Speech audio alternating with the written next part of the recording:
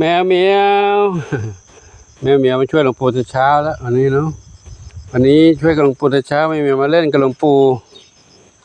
กินข้าวกันแล้วก็ออกมาทำงานต่อแล้วเนาะช้าไม่ได้แล้วช้าไม่ได้ต้องรีบทำเนาะจะได้เหมียวจะได้มีสถานที่วิ่งเล่นอย่างปลอดภัยไม่ต้องออกไปเล่นข้างนอกให้รถชนอันตรายเนาะเล่นกันอยู่ในนี้สบายใจหลวงปู่ตัดเตรียมอุปกรณ์มาแล้วก่อนมาแล้วหินดินทรายปูนซีเมนต์ยังไม่มารอปูนซีเมนต์อยู่เสาพร้อมแล้วเสายังไม่พร้อมเสาขาดอีก10 กว่าต้น ตอนนี้ตัดไม้ใช้เสาไม้ที่มีอยู่ตรงนี้บางส่วนแล้วก็ให้พินานทะยานไปตัดในสวนที่เขาขายนั่นบางส่วนเนาะก็เอามาตรงนี้แล้วขนมาตรงนี้แล้วเป็นเสาไม้สักนี่ก็มีอายุอยู่ได้30 ปี30 ปีนะถ้าถึงเวลานั้นก็ค่อยว่ากันอีกครั้งหนึ่งเพราะบ้านแถวนี้ก็ใช้ไม้ทั้งนั้นนะไม่ใช่ไม้เสาไม้นะจะแข็งแรงปลวกไม่กินไม้สักปลวกไม่กินจะใช้เหล็กจะใช้ปูนก็จะดูแพงไปนะเสาเหล็กต้นหนึ่ง1,000 กว่าแพงกว่าไม้3 เท่าไม้เราตัดเองที่นี่มีไม้ถูกๆก็ทำตามธรรมชาติอยู่กับธรรมชาติก็ใช้ไม้นี่แหละนะใช้ไม้น้องเหมียวอยู่ตรงนี้เล่นกันสุขใจเลยอยู่กับธรรมชาติสบายใจเล่นกันใหญ่เลยครับวันนี้ก็หลวงปู่ถ่ายบริเวณนี้ให้ดูก่อนนะเดี๋ยวผมจะทำงานในระหว่างทำงานก็จะไม่ถ่ายแล้วเนาะเพราะว่าการทำงานมันทำหลายจุดหลายอย่างวันนี้ก็ทำกับน้องเหมียวนี่แหละ พี่นันทยาไปตัดไม้ในป่านู้นยังไม่มาเมื่อเย็นๆนู้นจะกลับเข้ามาขนไม้มาแล้ว1 รอบแล้ว1 เที่ยวก็จะมีผู้ช่วยเขาก็ยังไม่มาถ้ายังไม่ได้ลงมือขุดหลุมเสาแรงงานต่างๆก็ยังไม่ได้ใช้เนาะเดี๋ยวค่อยอุปกรณ์พร้อมก่อนแล้วก็ค่อยบอกเข้ามาพอแรงงานที่ช่วยก็ช่วยพี่นันทยานทำทั้งหมดนี้ให้พี่นันทยานเป็นช่างใหญ่ ช่างใหญ่เป็นผู้ดูแลผู้ควบคุมงานหมดทุกอย่างเนาะเดี๋ยวถึงเวลานั้นก่อนก็จะค่อยเรียกแรงงานมาช่วยตอนนี้หลวงปู่ก็ทำไปก่อนเก็บกวาดกิ่งไม้ใบไม้ที่มันรกๆเนี่ยเอาออกแต่ไม้มันก็ค่อนข้างจะเยอะอยู่ค่อยๆทำตามกำลังที่มีเลยนะก็เดี๋ยวเขาพูดย้ำซ้ำอีกครั้งหนึ่งเนาะว่า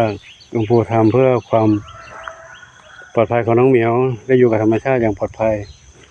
เพื่อท่านใดที่เข้ามาชมใหม่จะได้รับทราบนะว่าหลวงปู่ทำอะไรตรงนี้ก็คือนี่คือทำสถานที่ให้น้องเหมียวเขาอยู่เพราะประสบการณ์ที่ผ่านมาหลายๆปีที่ผ่านมาเนาะมีอันตรายเกิดขึ้นช่วงนั้นเราไม่มีงบที่จะท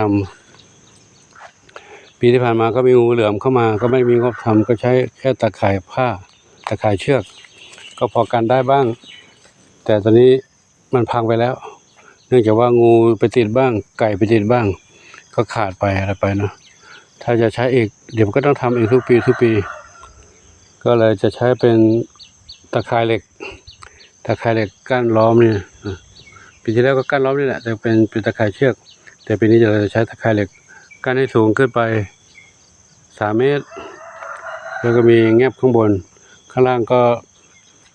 ถึงดินแล้วก็เทปูนข้างล่างถ้างบพอก็จะก่อบล็อกขึ้นมาสัก3 แถวเพื่อกันไม่ให้งูเข้ามาด้านล่างแล้วก็อีกอย่างหนึ่งที่ป้องกันคือน้องเหมียวเขาถ้าหลวงปู่ไม่อยู่น้องเหมียวเขาจะออกไปวิ่งเล่นถนนนอกนู้นถนนข้างนอกรถที่วิ่งผ่านข้างนอกไปไล่ไปสวนขณะนั้นมีไร่สวนของชุมชนอยู่นั้นพื้นที่เป็น1,000 ไร่นะรูปไปยังอีกหมู่บ้านหนึ่งได้หน้าถนนติดเขาวัดนี่นะน้องเหมียวก็ชอบไปนอนบนถนนไปวิ่งเล่นกับถนนรถมาก็อาจจะรับอันตรายและช ช่วงกลางคืนเย็นๆค่ำคืนจะมีหมาที่เดินมากับชาวสวนชาวไร่ที่เขามาล่าสัตว์นะถ้าเห็นแมวเขาก็จะกัดแมวที่ผ่านมาก่อนนู้นปีก่อนที่จะเจองูเหลือมมีหมากัดแมวไปหลายตัวเหมือนกันนะช่วงก่อนไม่ได้ตั้งแต่กลางคืนเราไม่รู้ว่าเขามากัดเวลาไหนก็ได้ยินหมาเห่าปุ๊บแล้วมาแมวเราก็วิ่งแต่ทีนี้ถ้าแมวที่แข็งแรงก็วิ่งหลบขึ้นต้นไม้ได้ทันแต่แมวบางเหมียวเขาไม่ค่อยแข็งแรงก็โดนหมาล้อมหมาลุมหมาเขามาทิ้งหลายตัว 4-5 ตัวลุมกัดตายกลางทุ่งนาส่วนอันนั้นส่วนมากจะเป็นช่วงหน้าเก็บเกี่ยวแล้วเก็บเกี่ยวข้าวแล้วหมาก็จะมาไล่หนูกับชาวสวนเจ้าของนาครับก็จะมาแวะกัดแมวเราด้วยอันนี้อีกส่วนหนึ่งที่ป้องกันให้แมวอยู่ตรงนี้ปลอดภัยและอีกส่วนหนึ่งก็คือรถที่เขาเข้ามาในวัดมาหาหลวงปู่บ้างมาส่งของบ้างมาไหว้พระชมวัตถุโบราณของโบราณบ้างชมพุทธสถานโบราณบ้างก็ไปจอดไว้แมวเขาก็เป็นแมวที่วัดนี่นะชอบเล่นอยู่แล้วชอบเล่นสนิทสนมกับคนง่ายก็จะขึ้นไปเล่นบนรถเขาอะไรบ้างเขาติดรถไปหลายเหมียวแล้วบางเหมียวเขาไปเจอเขาก็มาส่งก็มีแต่ที่เราไม่ทราบไม่รู้ก่อนหน้านู้นนะก่อน 2-3 ปีก่อนนู้นติดไปถึงข้ามอำเภอเลยจนเจ้าของเขาอีกวันเอามาส่งให้เมื่อคืนได้อันนั้นก็ยังดีแต่ที่ติดไปแล้วดูเข้าในห้องเครื่องพอสตาร์ทเครื่องมันปั่นแมวตายคานั่นเลยเขาไปถึงบ้านเขาเปิดดูไม่ได้กลิ่นเหม็นๆก็เกิดมาก็เจอแมวเป็นซากแมวแล้วเสียชีวิตแล้วอันนี้คือป้องกันไว้ให้น้องแมวได้อยู่อย่างปลอดภัยและถ้าอยู่ในพื้นที่บริเวณกว้างแบบนี้น้องเหมียวเขาจะเล่นกันสนุกกับธรรมชาติเนาะชีวิตการเป็นอยู่เขาก็จะสมบูรณ์จากโรคภัยต่างๆแต่ถ้าเรามีพื้นที่ตรงนี้ก็สามารถแยกน้องเหมียวเจ็บป่วยไว้ให้ห่างกันได้เหมียวที่สุขภาพแข็งแรงก็วิ่งได้ที่นี้เหมียวที่เจ็บป่วยก็อยู่ในกรงในบ้านเก่าตรงโน้นนะอยู่ใกล้ๆกุฏิหลวงปู่นั่นนะอันนั้นก็จะได้ดูแลง่ายขึ้นดูแลเรื่องให้ยุกให้ยาดูแลเรื่องการให้อาหารให้ยาให้ทำความสะอาดเช็ดหน้าเช็ดตานะอันนั้นก็ง่ายขึ้นก็แยกกันไปและแมวที่จะเข้ามากวนน้องเหมียวคือแมวป่าแมวโพรงที่มาติดสาวหามาแถวนี้นะก็จะเข้ามากัดน้องเหมียวเราไม่ได้ที่ผ่านมากลางคืนทุกคืนนี้ก็มีมาอยู่นะมากัดกันไล่กัดกันเยอะกลางคืนเสียงคู่กันร้องกันเต็มไปหมดเลยครับแล้วหลวงปู่จึงได้ทำตัวนี้ขึ้นมานะและอีกอันหนึ่ง ในกรณีที่หลวงปู่ไปภารกิจด้านนอกไปครั้งหนึ่งก็หลายวัน4 วัน 5 วันตรงนี้พื้นที่ตรงนี้ก็จะได้มีให้คนมาดูแลได้คนมาดูแลก็เป็นครอบครัวของพี่นางสายันนี่แหละเนาะ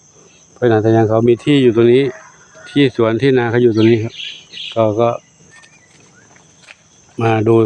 น้องเหมียวตรงนี้ให้เราได้อันนี้ก็เป็นสิ่งที่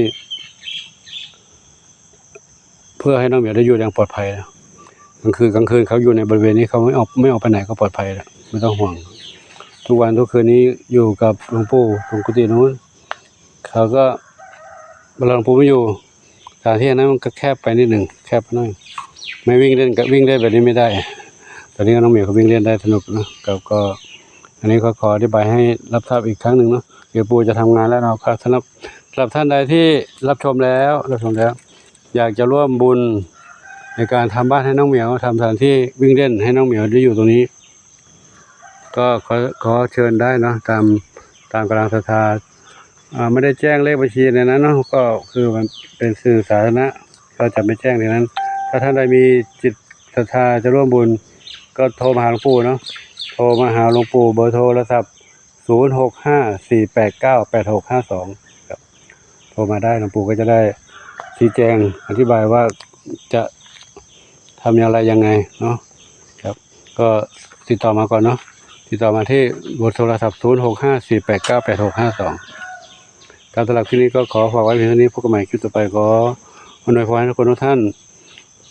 มีความสุขสมปรารถนาทั่วกันทุกท่านทุกคนสาธุเมียเล่นกันเรื่องผู้ทำงานกันนะครับผู้ทำงานเก็บกิ่งไม้ใบไม้ถ้าฝนไม่ตกก็สามารถทำงานได้เยอะหน่อยเนาะเดี๋ยววันนี้ไม่รู้ว่าจะมีฝนหรือไม่ตอนนี้ ครึ้มฟ้าครึ้มฝนนะฟ้าครึ้มฝนไม่รู้ว่าจะมีตกลงมาหรือไม่ถ้าตกมาก็ไม่เป็นไรก็เป็นเรื่องของธรรมชาตินะกับขออนุโมทนาสาธุ